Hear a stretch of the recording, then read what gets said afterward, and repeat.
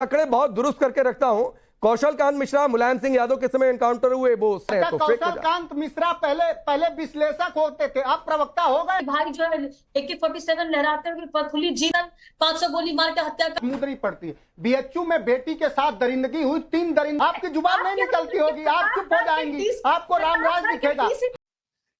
Hello guys, welcome back to my YouTube channel. मेरा नाम है प्रिंस कुमार यादव। गाइस, आज के वीडियो में हम देखेंगे डिबेट में चल रहे गोदी मीडिया राकेश पांडे के द्वारा सवाल पूछने पर समाजवादी पार्टी के प्रवक्ता मनोज सिंह काका ने क्या जवाब दिया है। आंकड़े बहुत दुरुस्त करके रखता हूं।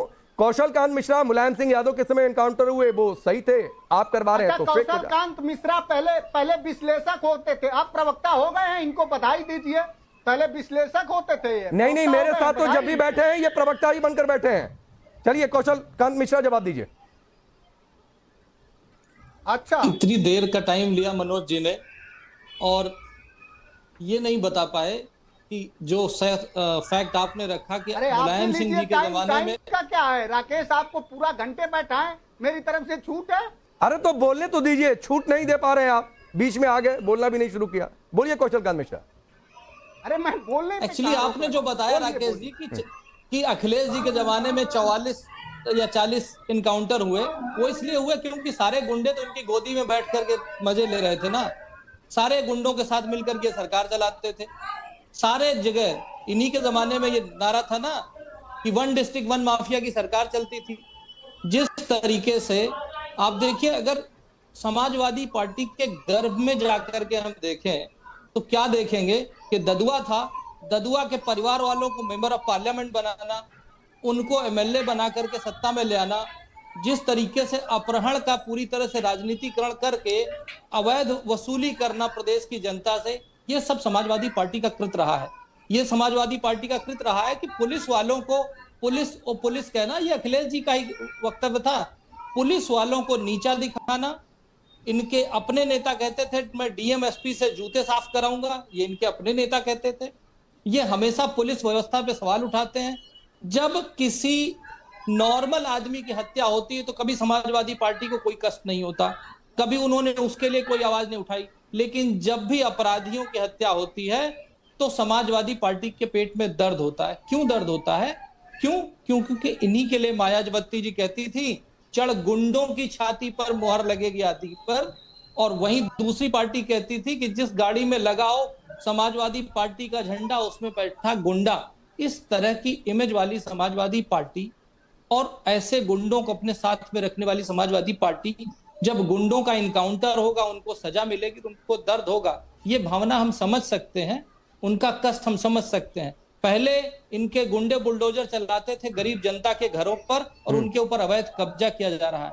अब गुंडों के घरों पे बुलडोजर चल रहा है और उस जमीन के ऊपर आवास योजना के तहत गरीबों को घर दिया जा रहा है। और यही वजह है आजाद भारत के इतिहास में उत्तर प्रदेश में 2 बार सीएम चुनकर के माननीय योगी जी आए। क्यों आए? क्योंकि सिर्फ और सिर्फ कानून व्यवस्था के नाम पे। ठीक है। और वो कानून व्यवस्था उत्तर प्रदेश से चल के पूरे भारतवर्ष में फैली है। ठीक है, बुलडोजर एक सिंबल हो गया है जस्टिस का। ठीक है। सुजाता पांडे, ये एनकाउंटर की बौखलाहट है, उपचुनाव की बेसब्री है, क्या है कि योगी प्रधानी लायक नहीं है? जिन योगी मॉडल की गूंज अलग अलग स्टेट में है, यहाँ की हिमाचल भी उनके स्टेट पर, उनके नक्शे कदम पर चलने लगा, तो क्या तो प्रधानी लायक नहीं है?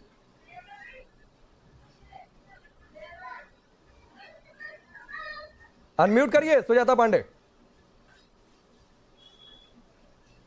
हाँ राकेश जी, यहाँ पे एक चीज तो ध्यान रहे काका जी, मुझे आशा है कि वो अपने पे नहीं लेंगे, लेकिन एक डायलॉग याद आ रहा है कि आसमान पे थूकेंगे तो खुद पे ही वो थूक उठ के पलट के गिर जाते।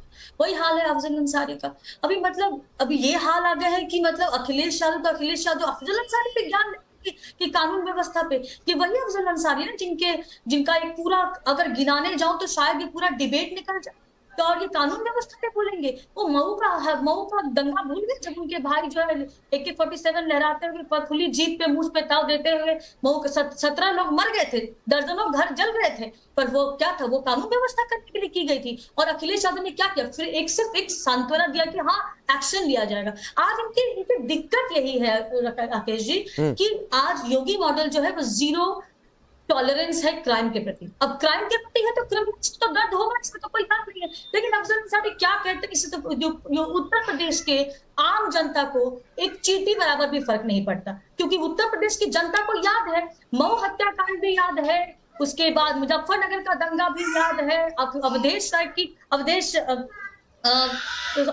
की का हत्याकांड भी याद है, कृष्णानंद राय के हत्या 500 गोली मार के हत्याकांड भी याद है, जो एक अपहरण का जो धंधा चल रहा था वो भी याद है, सरकारी जमीनों को जो जिस तरह से हथिया लिया जाता वो भी याद है, नौकरियों की नीलामी होती थी वो भी याद है, चाचा भतीजे किस तरह से फिरौती करते थे वो भी याद है। तो सब कुछ उत्तर प्रदेश को याद है, उत्तर प्रदेश को पता है। जवाब ले लेता हूं, मनोज काका बोलिए। उत्तम प्रदेश बना है और वो योगी सरकार को इसीलिए जनता ने दोबारा चुन के दिया है, और यही योगी मॉडल है। 17 के बाद 22 में रिपीट हुआ, तो ये लॉ एंड ऑर्डर का बड़ा मुद्दा था जिसमें आप लोग फेल हुए और उसी के दम पर सरकार चली गई थी।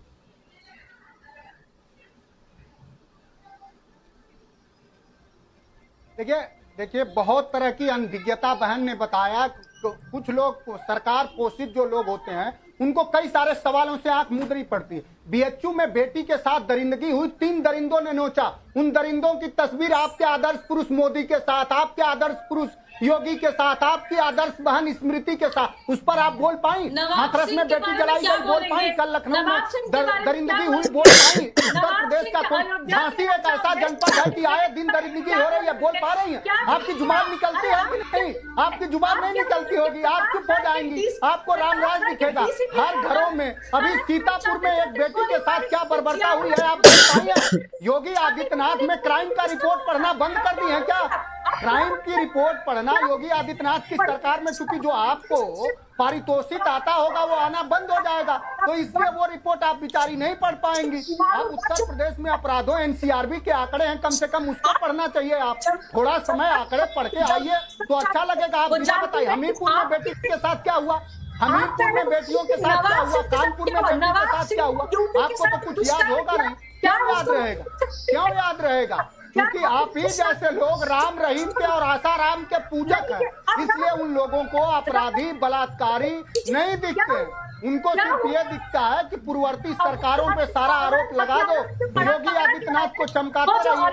आपको नहीं, सुजाता पांडे की आवाज बहुत साफ नहीं आ रही है, बहुत साफ नहीं आ रही है, शायद नेटवर्क की दिक्कत है। लेकिन मनोज काका जी, सुजाता लगातार एक सवाल पूछ रही हैं, आप बनारस का गिना रहे हैं, बहुत अच्छी बातें गिनाना भी चाहिए, लेकिन अयोध्या में आप चुप हो जाते हैं, कन्नौज में चुप हो जाते हैं, बाकी जगहों पर चुप हो जाते हैं जहां आपकी पार्टी से अपराधियों का संबंध होता है। तो ये मेरी पार्टी का अपराधी, वो उनकी पार्टी का अपराधी नहीं। बिल्कुल राकेश, सवाल आपने वाजिब करा, रुकिए।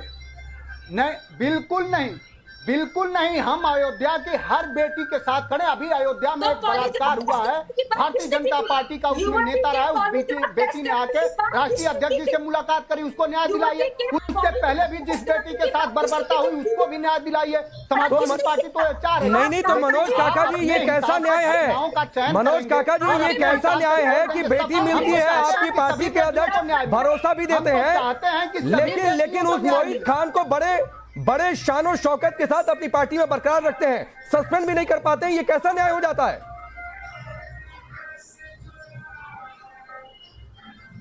ये मोहित खान अगर दोषी है, मैंने 1000 बार पार्टी ने कहा है कि उसको आप फांसी दे दो, लेकिन क्या मोहित खान के चलते अब भारतीय जनता पार्टी वहीं दूसरी बार तीसरी बार एक बेटी के साथ रेप हुआ, उसका वो कोई सवाल नहीं है? हर बेटी को नहीं सवाल है ना, किस तरह की? लेकिन यहीं से काका जी मैं हाजी खान के पास जाऊं, क्योंकि यहीं से एक बड़ा और वाजिब सवाल जनरेट होता है। बेटियों को न्याय मिल ठीक है काका जी यहीं से किस तरह की बात कर रहे हो आप? नहीं, किसी भी पार्टी का अपराधी है, लेकिन यहीं से एक वाजिब सवाल होता है कि मोहित खान का आप बैकअप कर रहे हैं, तो हाजी खान जी इसलिए